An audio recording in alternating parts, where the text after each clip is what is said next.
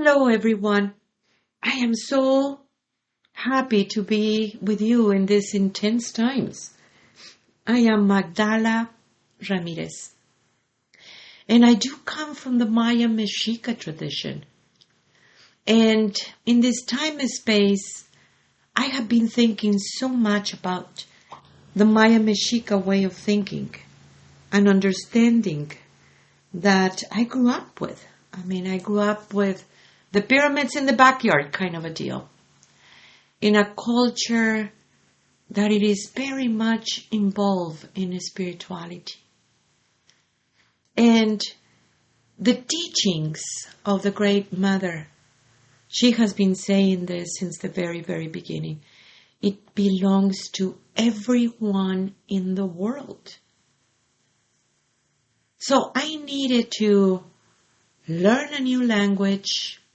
I needed to understand where it is that oneness in the teachings, because there has been only one knowledge everywhere in the world, in every culture, in every religion, in every tradition, and that it is only one, yet different ways of expressing it. And that is beautiful. The Mother has been saying, we are here not to destroy any religion or tradition, but to consummate them. People ask me, what does this mean? It means understanding how it was in the very, very beginning and pointing it out so people can remember what it means, that true human being. And it has been all kinds of challenge about it, because working with many cultures, it's a big, big challenge. You want to see that there is another world, another realm, another era. The sixth sun is here. Yet it requires a higher consciousness from all the people. The Mother loves all the people, all the cultures, everyone. And not just people, but animals and trees. Everyone is important. The whole creation is important. The whole planets are important. Everyone. It is in this incredible love that she is. How do we understand that higher culture when people is getting much stuck in their own? And I was observing those situations, when we teach, we're not teaching the people how to be Maya Mexica, unless you're Maya Mexica, of course, but we don't go there because you will be a lousy one. You will try to pretend something that you're not. And you have been doing that for many, many, many generations. The point in these teachings is, can you be you? In that space, and just in the verge of, here comes this big, beautiful, powerful solstice, that it is different from everyone, other solstice, because the intensity of the times. You see, the sixth sun is not about the destruction of half of the world like it was in the Ice Age or the floods and such. It is about raising the consciousness at the point that it is a balanced world. It's not matriarchal, it's not patriarchal. It is actually both happening at the same time, and it starts with you. And it starts with the understanding of all the ways of relating. You relate with all your relations within yourself. You have an idea, isn't it? And a story with every relation. And you love them, yeah, but it is based on that. And that's where you can change and move all your relations in a more better way inside of yourself before you even go in the outside and relate with them through that love that you are. Then you have the relationship with the environment, with this very beautiful planet. When you harmonize with your own nature, they provide to you the next octave. You're born with a tone, and you're supposed to keep that tone. And as you begin to grow up in understanding about who you are, then it's going to be provided the next octave. So you don't need to repeat the lessons over and over again. You go into the next level, the next step of the pyramid, as we call it. And that creates a very different vibration. And you can see it in yourself. When you change your vibration, there is many friends that they're going to leave.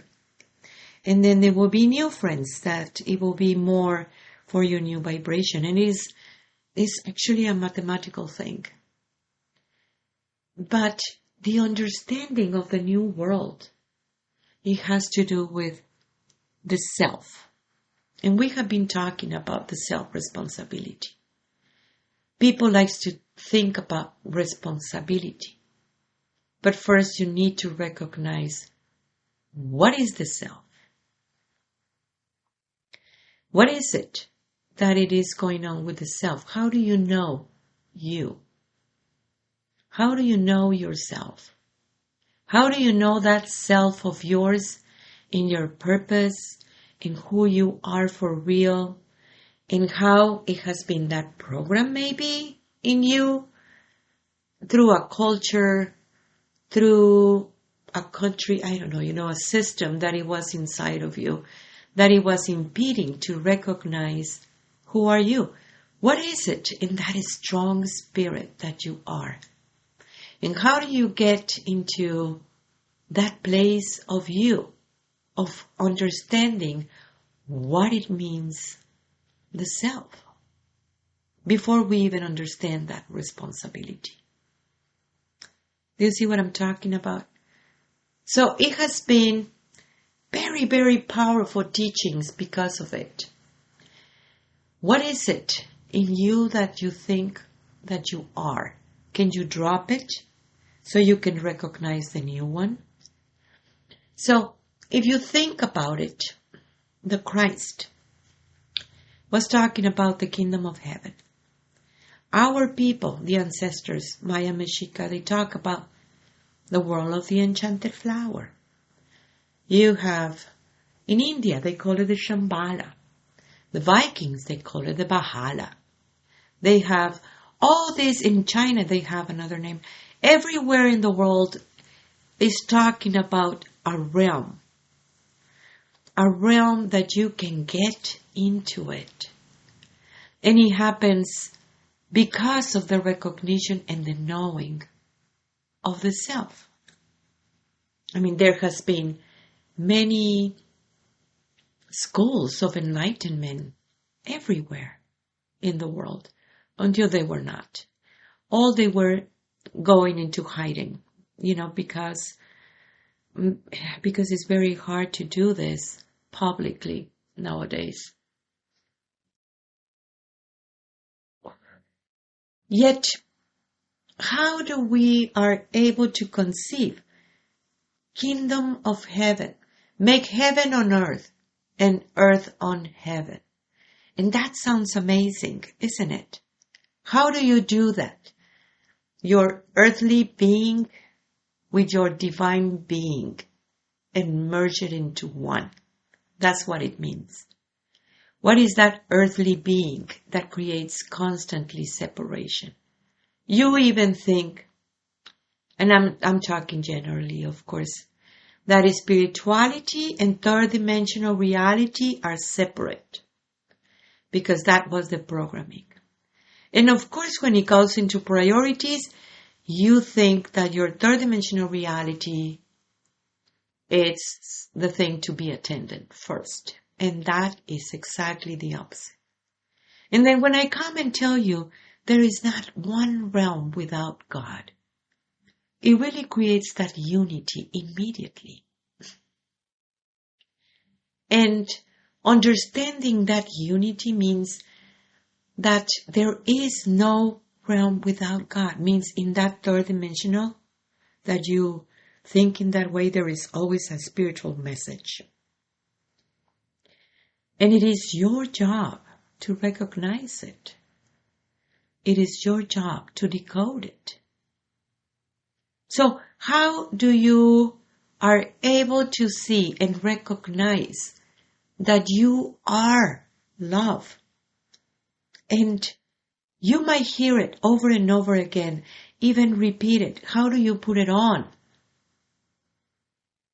How do you are able to actually understand that place within yourself?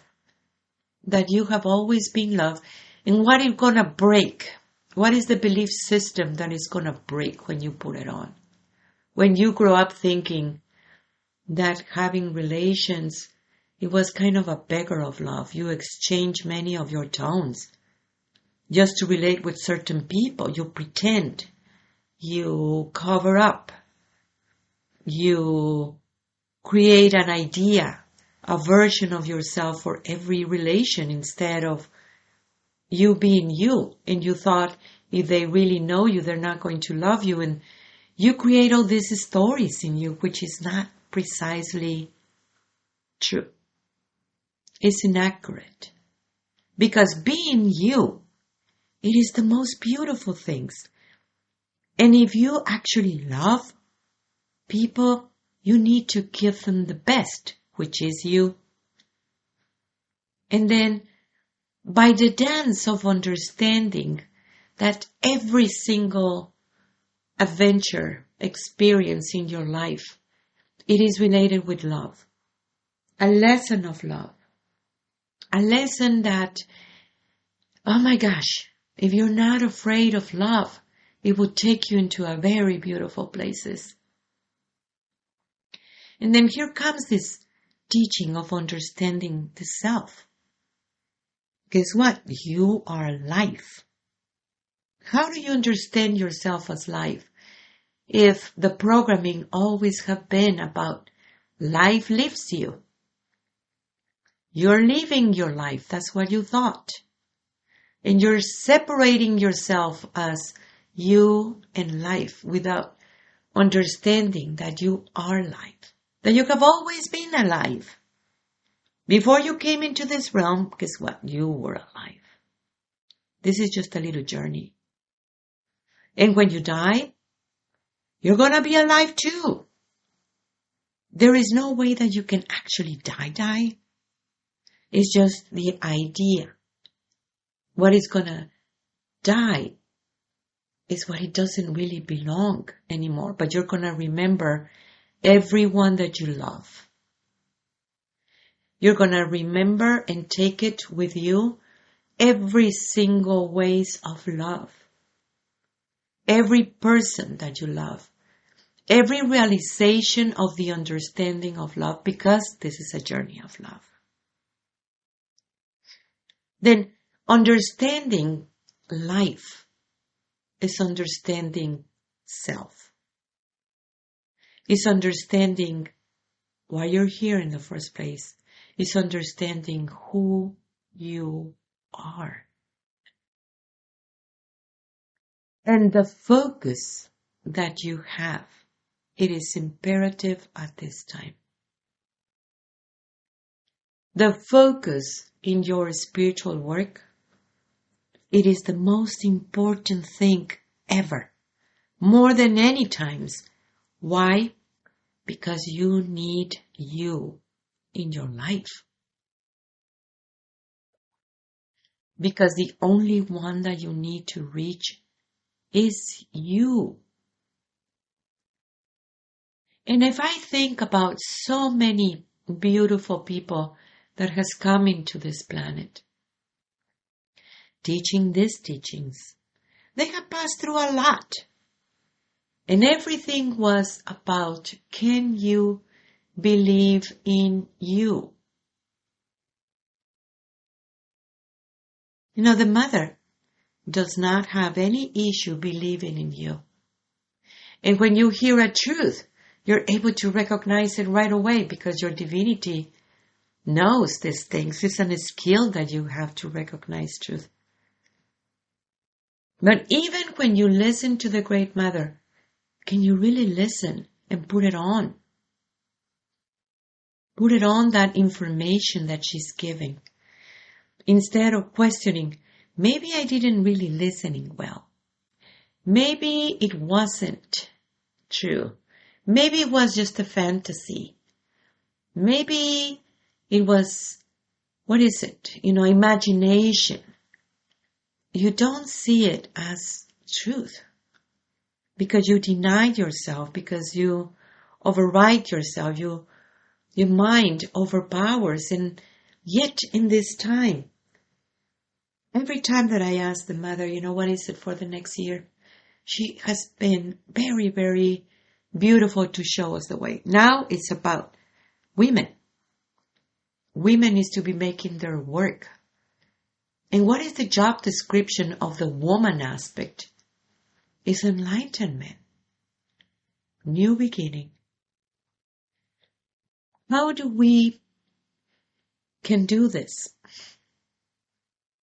When we are working in many, many, many cultures. Because if you see these incredible beings, it wasn't about the Christ being Christian or the Buddha be a Buddhist. They were not. That was a different story. What is it? They show a way, and they show something very, very important.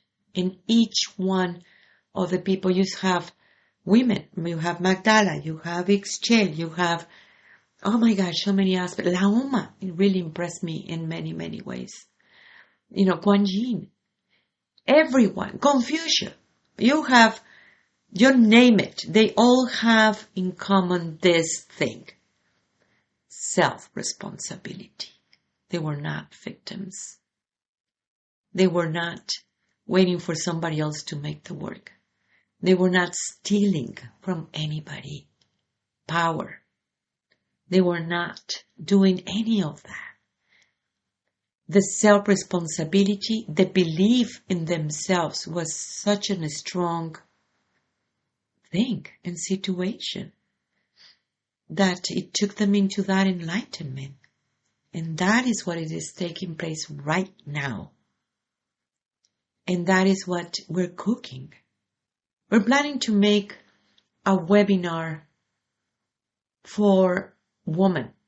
What is that woman aspect and how to get there to actually embrace the job description of the woman aspect? Because the woman aspect, the divine feminine, is really holding hands with the divine masculine. And it is all happening inside of you. That's your medicine wheel. And we talk about it in other radio talks. You can see in our archives. But what is it deep inside of making heaven on earth and earth on heaven? Has to do with it. What is it about the condor and the eagle that they need to fly together, the male and the female? What is it that you need to overcome in your little life in order for you to understand self? In order for you to comprehend life that you are. And how powerful times it is. So here comes Solstice, and I love it, this Solstice, because that's the darkness of the darkness of the darkness, and here comes the light. Ask yourself, what do you really want? What do you truly want? And then next question, what are you willing to do? Think about it. You have time. There is so much work to do. I'm inviting you to come to the school. I'm inviting you to reach yourself.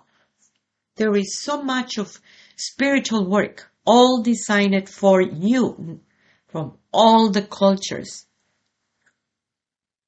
all the cultures coming together and learning from other people, but most of it learning from yourself and learning how to trust you again. Please keep on sending all these emails because we need your voice. What do you feel about this? What's going on with you? And yes, download messages from the Great Mother. You know, this is such a beautiful app. And everybody comes and share with me. I received this message that it was perfect for me in this time, knowing that the Mother is there always. It has been a big, big blessing. For me personally, it's different because I'm the one who created that app. Of course, not the technology because I'm not that, but the whole thing about it. I created by listening to the Great Mother. And really, it took me an hour or two to create all these messages that she wanted to tell you in the whole process of how messages from the Great Mother came into being. And you know that you can actually share it to your loved ones because they need to know also that someone is there listening, that someone in there is guiding them, that there is a reason why they receive that message. The perfect synchronicities are always there. Know that I love you. Merry Christmas. And I really say not just like a slang, like a thing, but recognize that divinity in you. That's the big celebration that it takes place in there. And thank you for your work. I am you. I am Magdala. Tlatzokomate, tlatzokomate, tlatzokomate.